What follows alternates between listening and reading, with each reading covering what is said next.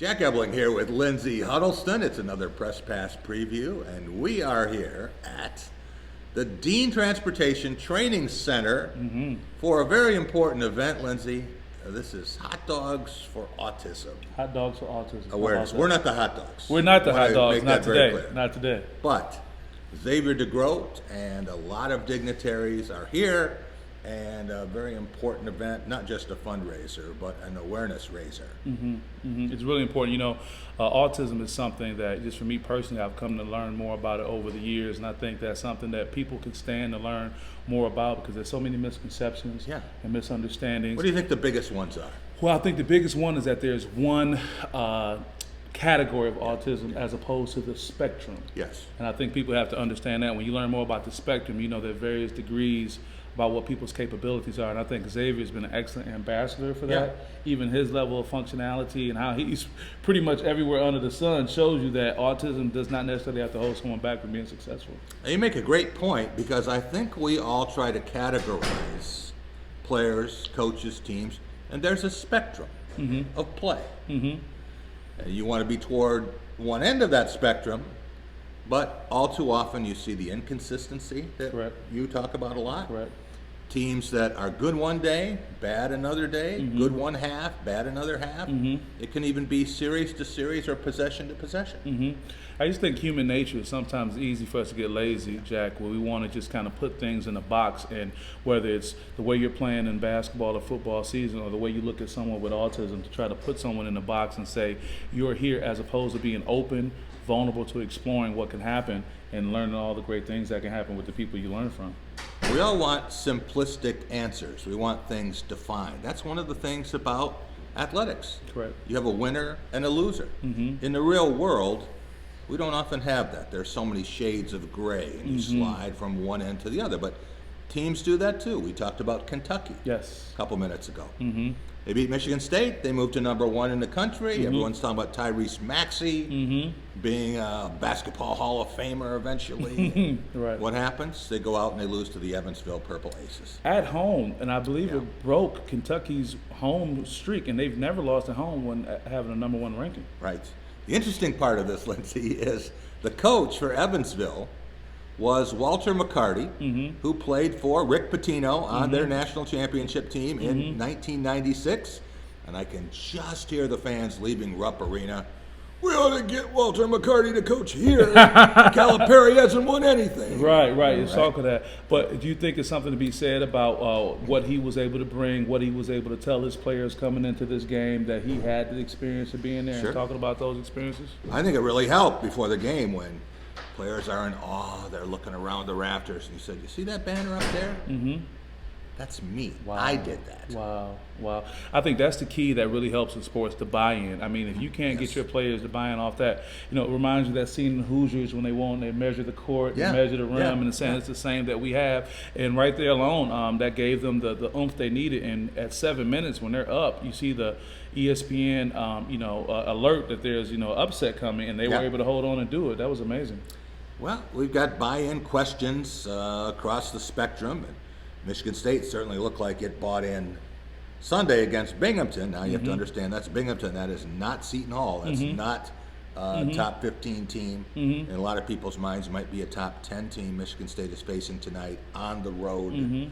And going into the season, there were a lot of people nationally, Lindsay, who said Michigan State's toughest pre-conference game won't be Kentucky, it won't be Duke, it won't be Kansas.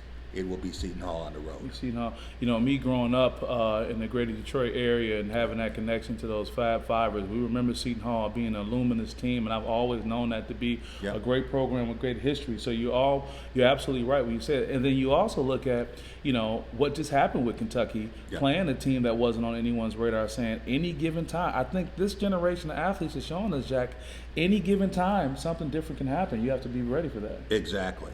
And we'll see how Michigan State responds with Cassius Winston. We said things might get tougher before they got better. There were going to be some dark days for him. Psychologically, what that means to the team when you see your leader is down. Do you rally? Do you pick him up? or do you look to him, and if he's not there on top of his game, nobody is? Right.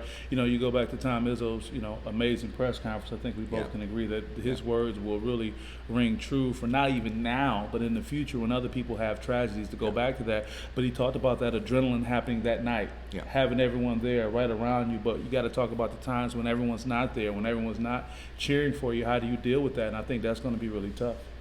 And it's different the first time that you're playing in somebody else's building. It's just not a home game. It's not even a neutral site game. You're playing in a hostile environment, and how young players respond to that. We saw Rocket Watts, how much he struggled in Madison Square Garden. Does he do that again tonight? We have seen some surprising efforts. Marcus Bingham Jr. Marcus done a great job. Thomas Kithier, Michigan State has had some strength at the 4 position. And a lot of people are looking at this and saying this Michigan State team is not the product you're going to see in March, especially if they get 2 breaks, and one is a positive ruling on Joey Hauser. There's going to be a final interview, phone conversation next week, and from that the NCAA will pass judgment.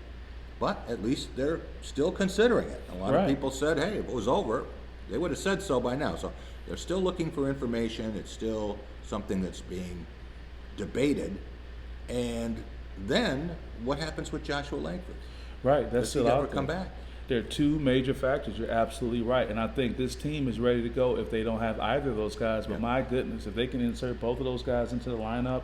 I think what people will do, Jack, is they have short memories. People are going back to late March and April when the team was at its best, if you will, not knowing that this is the process. You have to start all over again. You have to work through those tough games to get to the tournament, to be able to be part of that Final Four standing with the hope of holding the trophy. One thing I know from experience here, Lindsay, is Michigan State will be better for having played this game tonight, win or lose. And we have seen this over and over and over with Tom Izzo, anyone, anywhere, anytime. That's the motto.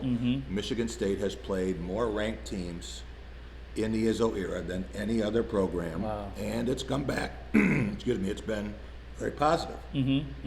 Well, that's important, and I think people miss that. We talk about the jaded fan base that has this expectation that whether it's football or basketball, that the team is always supposed to produce and be at its best. But they have to understand, unless we're going back to, UCLA and Coach Wooden, nobody just runs the table and just totally dominates. They have their ups and downs, their bumps and their bruises. I remember even early last season, I believe it was against Arizona, that Michigan State took an L early on and whatnot, around this time of the year, but then you see them end up being a Final Four team. So it really comes down to just having the patience to see them through.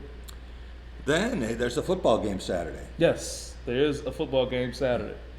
And we're not talking about Minnesota or Penn State or anybody else. We're talking about the backyard brawl. Michigan State at Michigan. Mark D'Antonio 8-4 against the Wolverines, trying for his 9th win in this series. That would be one behind Duffy Daugherty for the most in MSU history.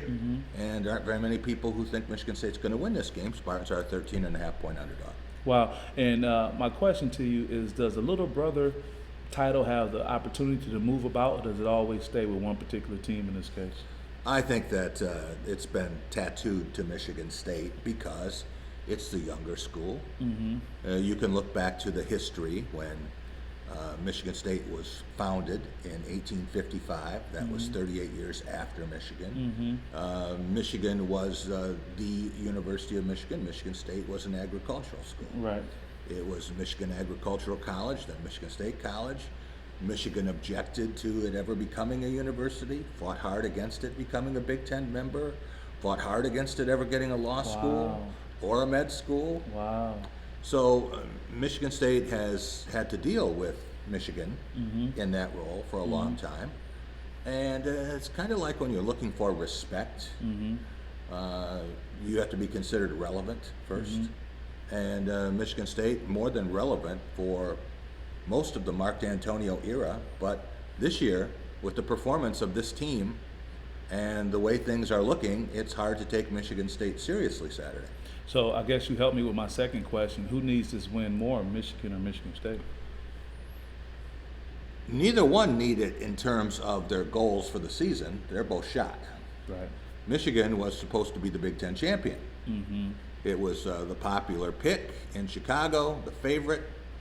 That's not going to happen. Not going to get to Indianapolis again. It's going to be 15 years now without a conference championship for the Wolverines. And Michigan State, disappointment. This was supposed to be one of those years when it has a senior class, a tremendous defense, a veteran quarterback, and then that all went down the toilet. So Michigan State trying to salvage. It's in salvage mode right now. Salvage mode. And nothing salvages a season quite like a win over your rival. Right about that. So with that, this is Press Pass Preview. You want to talk about Press Pass coming up? Looking forward to Sunday night. It's going to be big fun, and Tom Crawford will be there. I'm sure. Yeah. We expect Rico Beard to be there. Okay. If he's not receiving psychological assistance at that point. Might be calling you. Right. I'll help him out. And so we're going to break down that game and so many others. Looking forward to that. Michigan State basketball now, who knows, might wind up back at number 1 depending on what happens tonight. Might be Duke. So we'll have to see how that all works out. But looking forward to that Sunday night at 11 o'clock. For Lindsay Huddleston, Jack Ebling saying, have a great week.